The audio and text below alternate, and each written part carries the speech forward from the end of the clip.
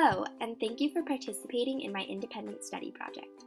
For those of you who are still a little unclear as to what the intention of my project is, it is to reveal inconsistencies in the food data you all sent me, and find easy ways that are realistic for a high school student to make small healthy changes. Though SuperTracker can be a good tool to estimate your daily calorie needs, it is also important to know how to more precisely calculate them.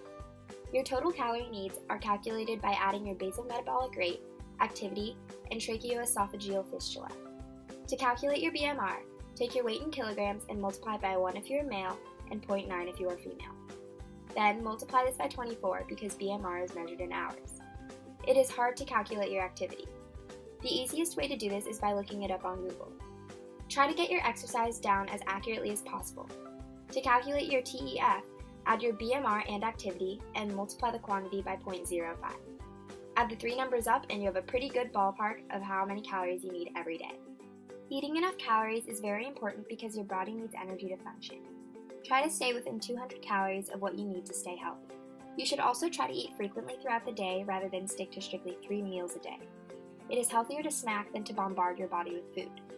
There are 5 main food groups: grains, protein, vegetables, fruit, and dairy. Each food group is very important to your health, so it is important to try to get at least 3 food groups with every meal and 2 food groups with every snack. You can do this by adding peanut butter to an apple, hummus to carrots. The possibilities are endless.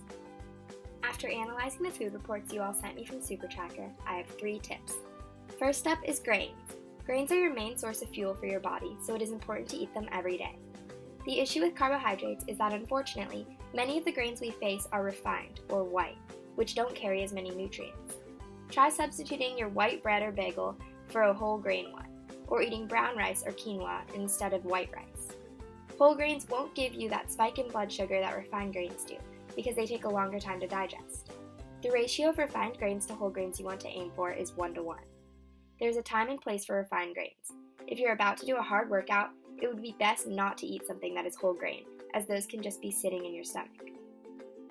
Next up is fruits and vegetables. Ideally, you would have 3 to 5 servings of fruits and vegetables a day. Fruits are one of the best sources of quick energy. Eating an apple or banana before going to practice is a really good way of keeping your energy up the entire time.